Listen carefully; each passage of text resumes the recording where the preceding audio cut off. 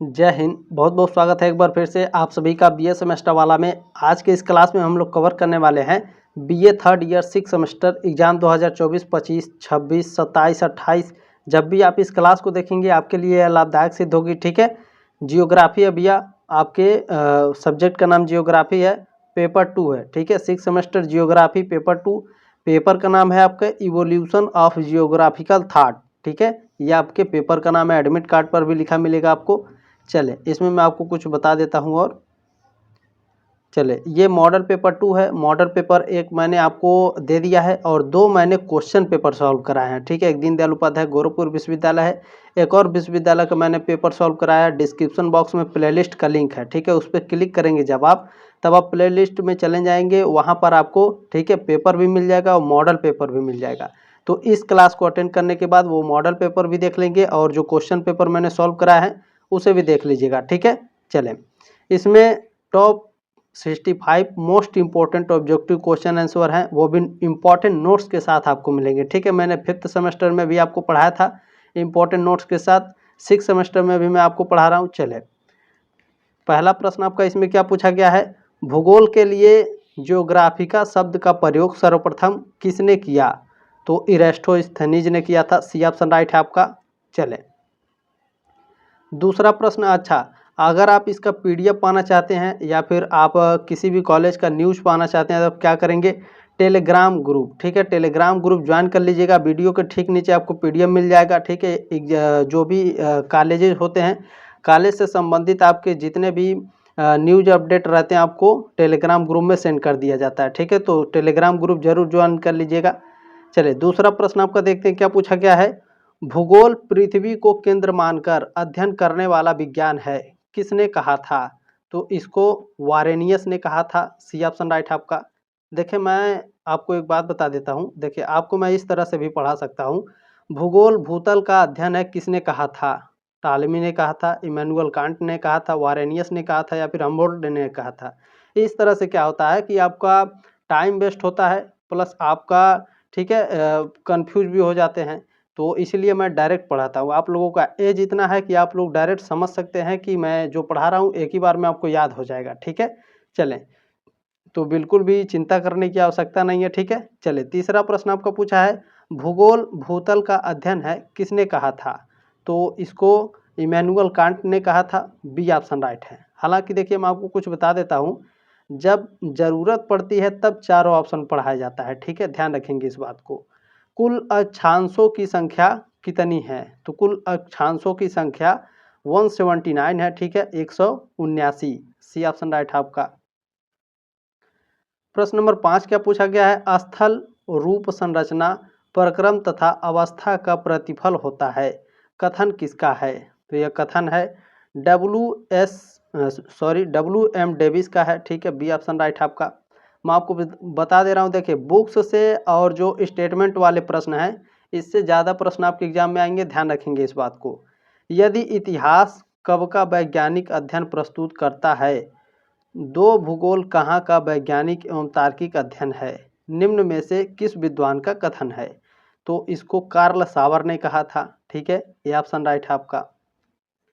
प्रश्न नंबर 7 क्या पूछा गया है, भूगोल के विषय क्षेत्र बताइए। तो देखिए, भौतिक मानव भूगोल। ठीक है, ये भौतिक ये भूगोल से संबंधित है। जैव भूगोल भी आपके भूगोल के विषय से संबंधित है। प्रादेशिक भूगोल भी आपका भूगोल से संबंधित है। तो डी ऑप्शन आपका करेक्ट हो जाएगा। चलिए, प्रश्न नंबर 8 आपका क्या पूछा गया है, भूगोल में पृथ्वी तल का अध्ययन किया जाता है, जो मानव निवास गृह है, किसका कथन है? तो ये जो कथन है कार्ल रीटर का कथन है। ठीक है, ये ऑप्शन राइट है आपका। प्रश्न नंबर 9 क्या पूछा गया है, बहुत ध्यानपूर्वक देखेंगे, किसका विचार है, भूगोल का उद्देश्य धरातल की प्रादेशिक क्षेत्रीय भिन्नता का वर्णन एवं व्याख्यान करना है। तो ये जो कथन है हेटनर का है। ये ऑप्शन राइट है आपका। प्रश्न नंबर 10 क्या पूछा गया है, भूगोल भूतल का क्षेत्र विवेचनात्मक अध्ययन करने का विषय है, किसका कथन है? तो ये जो कथन है इमैनुअल कांट का है। डी ऑप्शन राइट है आपका। प्रश्न नंबर 11 क्या पूछा गया है, भौगोलिक विचारधाराओं में नवनियतिवाद की विचारधारा का प्रवर्तक कौन है? तो कौन है भैया, ग्रिफिथ टेलर हैं। बी ऑप्शन राइट है आपका 11 का। प्रश्न नंबर 12 क्या पूछा है, वर्तमान भूत की कुंजी है, यह कथन किसने कहा था? तो ये जो कथन है जेम्स हटन का है, बी ऑप्शन राइट है आपका। प्रश्न नंबर 13 क्या पूछा गया है, भू आकृति विज्ञान का जन्मदाता किसे माना जाता है? भू आकृति जो विज्ञान है इसके जो जन्मदाता हैं हमबोल्ट हैं, बी ऑप्शन राइट है। देखिए वेरी वेरी मोस्ट इंपॉर्टेंट सभी प्रश्न हैं, ध्यान रखेंगे इस बात को। 14 नंबर प्रश्न पूछा गया है, गणितीय भूगोल का प्रारंभकर्ता निम्न में से कौन है? तो कौन है भैया, बताने का प्रयास करेंगे आप लोग। देखिए गणितीय भूगोल का प्रारंभकर्ता जो है थेल्स है, ये ऑप्शन राइट है आपका 14 का। चलिए प्रश्न नंबर 15 से क्या पूछा गया है, भूगोल को मानव पारिस्थितिकी के रूप में परिभाषित करने वाला विद्वान कौन है? तो हार्लेन बैरोज है, डी ऑप्शन राइट है आपका। प्रश्न नंबर 16 पूछा गया है, भूगोल को अलग अध्ययन शास्त्र के रूप में स्थापित करने का श्रेय निम्न में से किस विद्वान को है? इरेस्टोस्थनीज को है, ये ऑप्शन राइट है आपका। चलिए प्रश्न नंबर 17 क्या पूछा गया है, मानव भूगोल अस्थायी पृथ्वी एवं चंचल मानव के पारस्परिक परिवर्तनशील संबंधों का अध्ययन है, किसका कथन है? तो ये जो कथन है एलन सैंपल का है, सी ऑप्शन राइट है आपका 17 का। चलिए प्रश्न नंबर 18 क्या पूछा गया है, मानव भूगोल का संस्थापक निम्न में से किसको कहा जाता है? ध्यान रखेंगे मानव भूगोल पूछा है तो मानव भूगोल का संस्थापक कार्ल रिटर को माना जाता है, ठीक है, ये ऑप्शन राइट है आपका। प्रश्न नंबर 19 क्या पूछा गया है, ध्यानपूर्वक देखेंगे, निम्नलिखित में से कौन सा एक मानव भूगोल से संबंधित नहीं है? देखिए यहाँ चारों ऑप्शन पढ़ना पड़ेगा क्योंकि यहाँ निगेटिव प्रश्न पूछा है, ठीक है, मानव भूगोल से संबंधित नहीं है। तो मानव भूगोल से क्या क्या संबंधित है? देखिए क्षेत्रीय विभिन्नता जो है मानव भूगोल से संबंधित होता है, स्थानीय संगठन और अन्वेषण एवं वर्णन ये भी मानव भूगोल से संबंधित होता है, लेकिन मात्रात्मक क्रांति जो है ये मानव भूगोल से संबंधित नहीं है, ठीक है, तो बी ऑप्शन आपका राइट है। प्रश्न नंबर 20 क्या पूछा गया है, कौन सामाजिक भूगोल का उपक्षेत्र नहीं है? यहाँ भी निगेटिव प्रश्न पूछा है तो यहाँ भी चारों ऑप्शन पढ़ना पड़ेगा। देखें पूछा क्या है, सामाजिक भूगोल का उपक्षेत्र।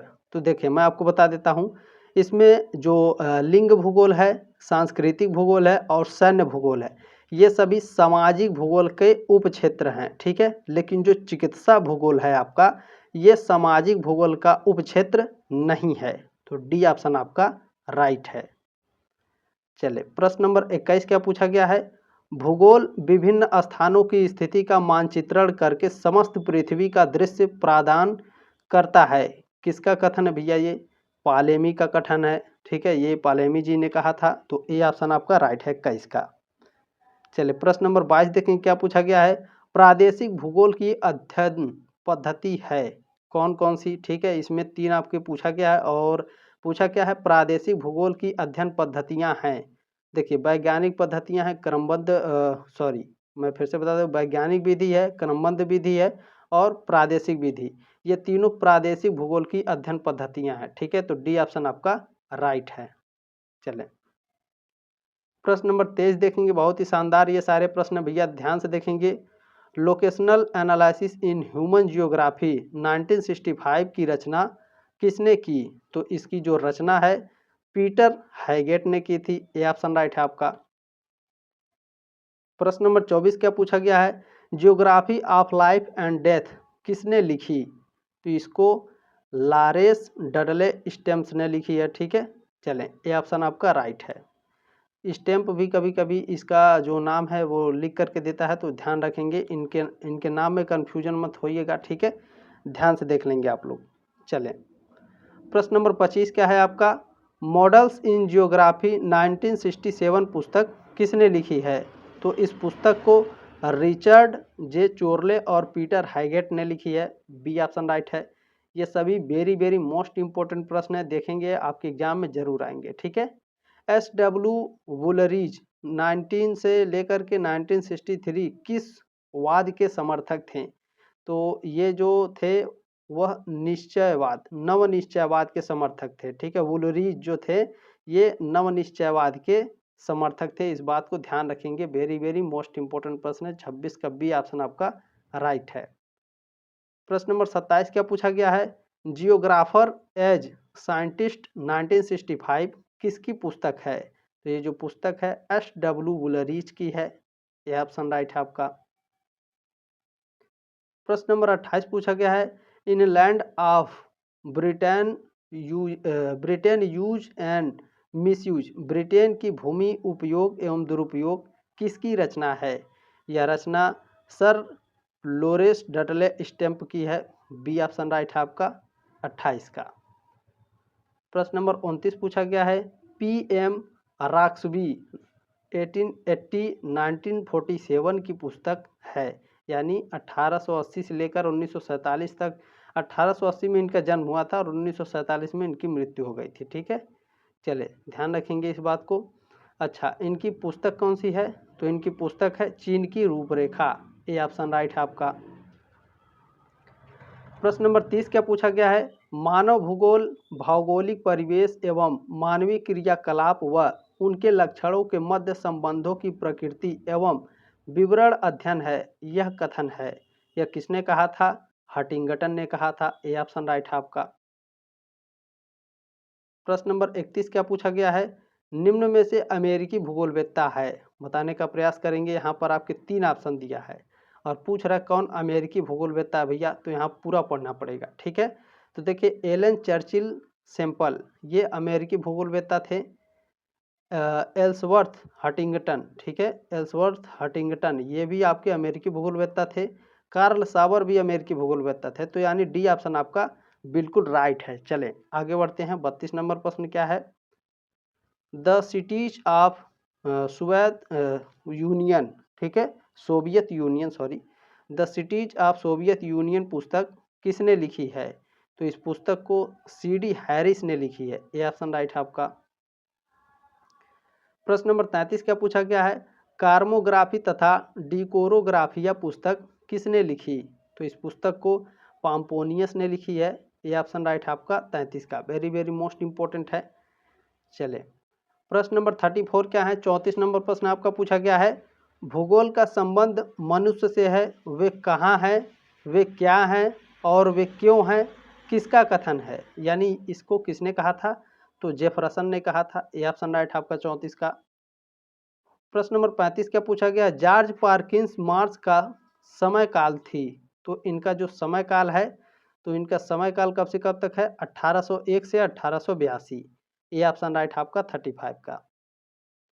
चलिए प्रश्न नंबर 36 देखेंगे क्या है। चलिए प्रश्न नंबर आपका 36 इसमें पूछा गया है, मानव एवं प्रकृति पुस्तक किसने लिखी? तो मानव एवं प्रकृति पुस्तक को पार्किंस मार्च ने लिखी है, बी ऑप्शन आपका राइट है 36 का।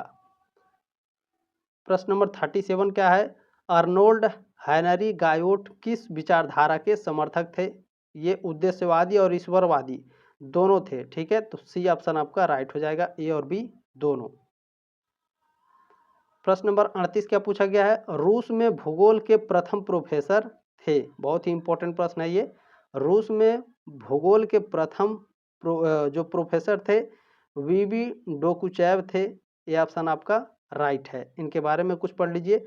रूस में भूगोल के पहले प्रोफेसर जिन्हें 1885 में सेंट पीटर्सबर्ग में नियुक्त किया गया था, वो कौन थे?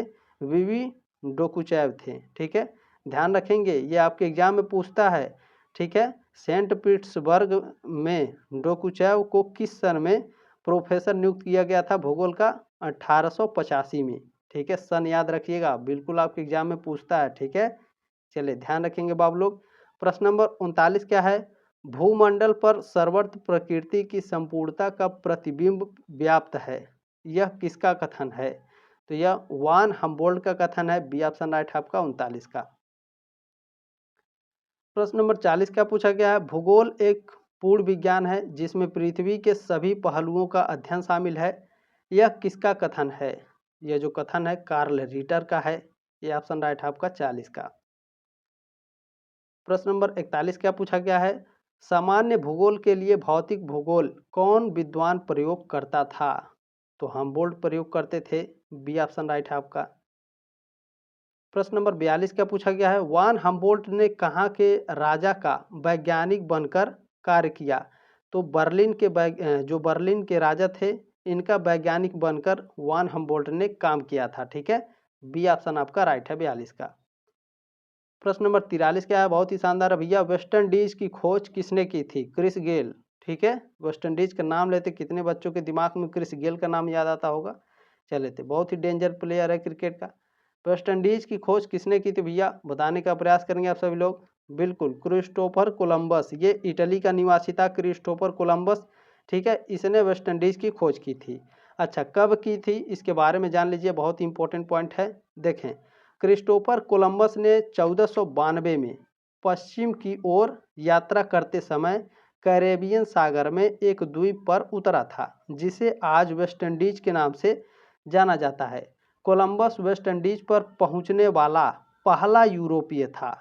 उसका मानना था कि वह पश्चिम की ओर यात्रा करके भारत के करीब पहुंच गया है, इसलिए उसने इस द्वीप का नाम वेस्ट इंडीज रखा। ठीक है, ध्यान रखिएगा, बहुत ही शानदार है। प्रश्न नंबर 44 पूछा गया है, सहारा मरुस्थल की खोज किसने की थी? सहारा मरुस्थल की खोज डिक्सन डेनलम तथा हुग क्लेपर्टन ने की थी। ठीक है, ब्रिटेन के थे ये ऑप्शन आपका राइट है। चले, इसमें सहारा मरुस्थल से कुछ जुड़ी मैं जानकारी आपको बता देता हूँ। ये हमेशा आपके काम आएंगे, आपके एग्जाम में भी पूछे जाएंगे और आपके कॉम्पिटिटिव एग्जाम में भी पूछा जाता है। ठीक है, तो ध्यान रखेंगे। सहारा मरुस्थल में कई रेत के टीले हैं जिनकी ऊंचाई 200 मीटर तक है। रेगिस्तान का सबसे ऊंचा बिंदु माउंट कुशी है, जिसकी ऊंचाई 3415 मीटर है। ये आपके एग्जाम में पूछा जाता है। रेगिस्तान की सबसे ऊंची बिंदु का नाम क्या है? माउंट कुशी। ऊंचाई कितनी है? 3415 मीटर। ठीक है, ये आपके एग्जाम में भी पूछा जाएगा और कॉम्पिटिटिव एग्जाम में भी। अच्छा, सहारा मरुस्थल में हरमट्टम हवाएं चलती हैं। आपके एग्जाम में पूछता है सहारा मरुस्थल में कौन सी हवाएं चलती है? हरमट्टम हवाएं चलती हैं, जो गर्म और शुष्क होती हैं। मई और सितंबर के महीनों में दोपहर में यहाँ धूल भरी आंधियाँ भी चलती हैं, जिन्हें हबूब कहते हैं। ये हवाएं तड़ित और झंझावत के साथ साथ भारी बारिश भी लाती हैं। ठीक है, बहुत ही शानदार है, मजा आ गया। सहारा में, ठीक है, जो सहारा मरुस्थल है, बेदुइन खानाबदोश भी रहते हैं जो ऊँटों के साथ यात्रा करते हैं। ये खानाबदोश लोग मौसम और समुदाय की ज़रूरतों के हिसाब से प्राकृतिक संसाधनों के पास टेंट कैंप बनाते हैं। चलिए, बहुत ही शानदार रहा ये। प्रश्न नंबर 45 क्या है, ऑस्ट्रेलिया की खोज किसने की थी? अच्छा, आप लोग टेलीग्राम ज्वाइन कर लीजिएगा, ये सभी आपको पीडीएफ में मिल जाएगा। ठीक है, चलें, ऑस्ट्रेलिया की खोज किसने करी थी भैया? तो जेम्स कुक ने की थी। जेम्स कुक कहाँ के थे? ब्रिटेन के रहने वाले थे। चलें, जेम्स कुक के बारे में बता देते हैं कुछ। देखिए, ऑस्ट्रेलिया की खोज कैप्टन जेम्स कुक ने की थी। कुक ने 1770 में जहाज लेकर ऑस्ट्रेलिया का भ्रमण किया था और इसके पूर्वी तट का नक्शा बनाया था। उन्होंने इस तट का नाम न्यू साउथ वेल्स रखा था और इस पर ब्रिटेन का दावा किया था। कुक अंटार्कटिका पर कदम रखने वाले पहले व्यक्ति भी थे। 19 अप्रैल 1770 को कुक आज के पॉइंट हिक्स के पास ऑस्ट्रेलिया के दक्षिण पूर्वी तट पर पहुंचे थे। ऐसा करने के साथ ही वे पूर्वी तट पर पहुंचने वाले पहले दर्ज यूरोपीय बने। ठीक है, चलें, प्रश्न नंबर 46 पूछा गया, उत्तरी ध्रुव की खोज किसने की थी? उत्तरी ध्रुव की खोज रॉबर्ट पियरे ने की थी। रॉबर्ट पियरे कहाँ के थे भैया? अमेरिका के रहने वाले थे। चले, कब किए थे भैया? कब किए थे उत्तरी ध्रुव की खोज? ध्यान रखेंगे, अमेरिकी अन्वेषण रॉबर्ट एडविन पियरी। 1856 में इनके जन्म हुआ था, 1920 में इनकी मृत्यु हो गई थी। ठीक है, इन्होंने उत्तरी ध्रुव की खोज करने का जो रॉबर्ट एडविन पियरे हैं, इनको उत्तरी ध्रुव की खोज करने का श्रेय दिया जाता है। ठीक है, 6 अप्रैल 1909 को पियरी की स्लेज पार्टी उत्तरी ध्रुव पर पहुंची थी और अगले दिन वहां से चली गई थी। ध्रुव की खोज करने के लिए पियरी ने 1886 में ग्रीनलैंड के पश्चिमी तट का अध्ययन किया था। इसके अलावा उन्होंने 1910 में दी नॉर्थ पोल और 1917 में सीक्रेट ऑफ पोलर ट्रैवल नामक किताबें भी लिखी। इनकी किताबों को याद रखिएगा भैया, दी नॉर्थ पोल, ठीक है, 1917 में, और सीक्रेट ऑफ पोलर ट्रैवल ये भी आपका 1910 में द नॉर्थ पोल लिखे थे और 1917 में सीक्रेट ऑफ पोलर ट्रैवल नामक किताब लिखे थे। ठीक है, इन दोनों किताबों को ध्यान रखेंगे। प्रश्न नंबर 47 है, दक्षिणी ध्रुव की खोज किसने की थी? दक्षिणी ध्रुव की खोज किसने करी थी भैया? अमुंडसेन ने। ठीक है, ये कहाँ के थे? नॉर्वे के रहने वाले थे। अच्छा, इनके बारे में भी जान लीजिए आप। नॉर्वे के खोजकर्ता रोवाल्ड अमुंडसेन, 1872 में इनका जन्म हुआ था, 1928 में इनकी मृत्यु हुई थी। ये 15 दिसंबर 1911 को दक्षिणी ध्रुव की खोज की थी। ठीक है, अमुंडसेन ने 15 दिसंबर 1911 को दक्षिणी ध्रुव की खोज की थी। अमुंडसेन ने 1910-12 में दक्षिणी ध्रुव की खोज यात्रा का नेतृत्व किया। ठीक है, ध्यान रखेंगे। आगे बढ़ते हैं। प्रश्न नंबर 48 पूछा गया है, किसने काला सागर एवं कैस्पियन सागर का भौगोलिक वर्णन किया? वेरी वेरी मोस्ट इंपॉर्टेंट है भैया, तो ध्यान रखेंगे। विलियम रूबरेफ ने। ठीक है, काला सागर और कैस्पियन सागर का भौगोलिक वर्णन किया है। यह ऑप्शन आपका राइट है। प्रश्न नंबर 49 पूछा गया है, मार्को पोलो की यात्रा ग्रंथ लिखा गया किस सन में लिखा गया? 1298 से 1299 में लिखा गया था। चलिए मैं आपको कुछ मार्को पोलो के बारे में बता देता हूँ, बहुत ही इंपॉर्टेंट पॉइंट है भैया।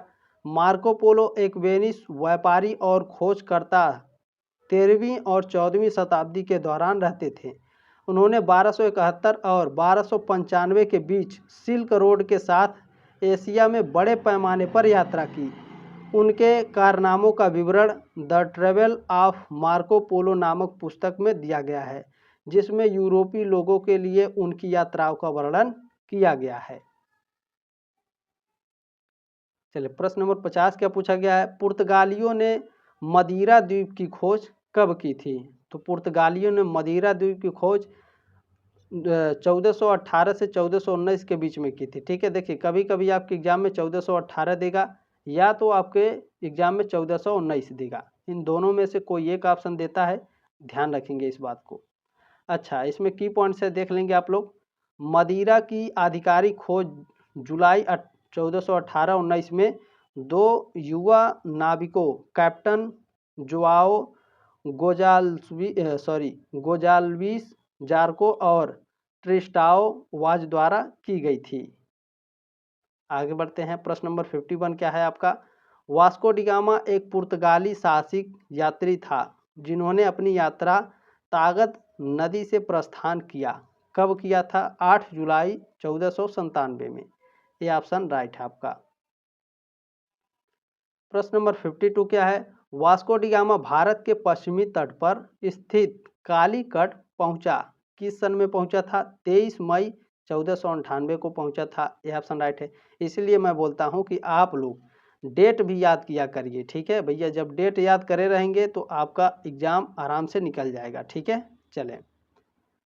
प्रश्न नंबर 53 क्या है, क्रिस्टोफर कोलंबस का जन्म हुआ था। क्रिस्टोफर कोलंबस का जन्म 1451 में हुआ था। उनके पिता क्या करते थे? ये भी एग्जाम में पूछता है, ध्यान रखेंगे। क्रिस्टोफर कोलंबस का जन्म अगस्त और अक्टूबर 1491 के बीच जेनोवा में हुआ था। इनका जन्म कहाँ हुआ था क्रिस्टोफर कोलंबस का? जेनोवा में। ये भी पूछता है तो ध्यान रखेंगे। उनके पिता एक बुनकर और छोटे व्यापारी थे। प्रश्न नंबर 54 क्या है, भारतीय संस्कृति एवं सभ्यता मानी जाती है तो 4000 से 5000 वर्ष पूर्व मानी जाती है। ठीक है, चलिए ये ऑप्शन आपका राइट है। प्रश्न नंबर 55 क्या है, आर्यों का सबसे प्राचीन ग्रंथ है। आर्यों का सबसे प्राचीन ग्रंथ है ऋग्वेद। ये ऑप्शन राइट है आपका। प्रश्न नंबर 56 है, भारतीय भौगोलिक ज्ञान को बांटा जा सकता है। भारतीय भौगोलिक ज्ञान को सिंधु सभ्यता काल में, वैदिक काल में और महाकाव्य काल में, ये तीनों में बांटा जा सकता है भौगोलिक काल को। ठीक है, भौगोलिक काल के ज्ञान को, तो डी ऑप्शन आपका राइट हो जाएगा। चलिए, प्रश्न नंबर 57 क्या है, पुरालेख विद्या का अभिप्राय है। पुरालेख विद्या का क्या अभिप्राय है? शिलालेखों का अध्ययन है। ठीक है, पुरालेख विद्या का अभिप्राय क्या भैया? शिलालेखों का अध्ययन। ठीक है, चलें।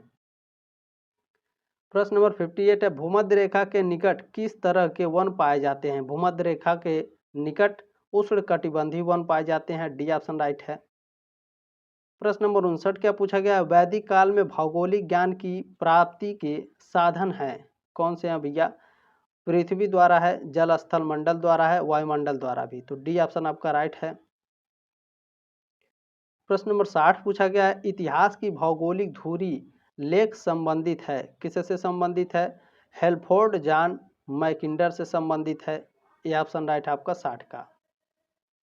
प्रश्न नंबर 61 क्या पूछा गया है भैया, इतिहास की भौगोलिक धुरी प्रकाशित हुई 1904 में हुई थी। ये ऑप्शन राइट है। प्रश्न नंबर 62 पूछा भैया, ब्रिटिश स्कूल के भूगोलवेत्ता हैं, British very very most important है, ब्रिटिश स्कूल के भूगोलवेत्ता कौन है? जॉन मैकिंडर हैं, हर्बर्टसन है, फ्लूमर हैं, बुलरीज हैं और मर्सान हैं। चलें, सी ऑप्शन राइट है आपका। प्रश्न नंबर 63 क्या है, जियोग्राफी शब्द का अर्थ क्या है? ठोस तरल गैसीय पदार्थ से बनी पृथ्वी का वर्णन करना है, पृथ्वी का वर्णन, ये दोनों हो जाएंगे। सी ऑप्शन आपका राइट है। प्रश्न नंबर आपका 64 क्या पूछा गया है, ब्रिटिश स्कूल ऑफ जियोग्राफी के संस्थापक के रूप में जाना जाता है, किसे जाना जाता है? हेल्फोर्ड जे मैकिंडर को जाना जाता है। यह ऑप्शन राइट है आपका 64 का। चलिए, प्रश्न नंबर 65 क्या पूछा गया है, देखिए मैं शुरू में आप लोगों से नहीं बोलता ना ही बीच में बोलता हूँ, आप लोगों से रिक्वेस्ट है, 87% बच्चे देखिए क्लास करते हैं लेकिन सब्सक्राइब नहीं कर रहे हैं, तो आपसे रिक्वेस्ट है प्लीज़ सब्सक्राइब करके सपोर्ट जरूर करें, कम से कम इसे 50 लेकर के आएँ, ठीक है। जल्दी आपके नेक्स्ट मॉडल पेपर में भी मिलेंगे, ठीक है। चलिए, 65 नंबर प्रश्न है, मैकेंडर का सामरिक सूत्र है, मैकेंडर का सामरिक सूत्र कौन सा है? जो पूर्वी यूरोप पर शासन करता है, हृदय क्षेत्र को नियंत्रित व शासन है, द्वीप विश्व द्वीप पर नियंत्रण व शासन, ये सभी क्या है? मैकेंडर का सामरिक सूत्र है, ठीक है। डी ऑप्शन आपका राइट है। ये तीनों ध्यान में रखिएगा, कभी कभी निगेटिव प्रश्न में पूछता है मैकेंडर का सामरिक सूत्र नहीं है, ठीक है, तो नहीं है, 3 ऑप्शन आपके गलत दे देता है और एक ऑप्शन आपका सही रहता है। तो जब आप इसे ध्यान से पढ़ेंगे तभी आप इसका उत्तर दे पाएंगे। तो आपसे रिक्वेस्ट है इन तीनों को बहुत ध्यानपूर्वक पढ़ लीजिएगा, ठीक है। पीडीएफ आप लोग डाउनलोड कर लीजिएगा। जल्दी आपके नेक्स्ट क्लास में मिलेंगे, तब तक के लिए जय हिंद, वंदे मातरम।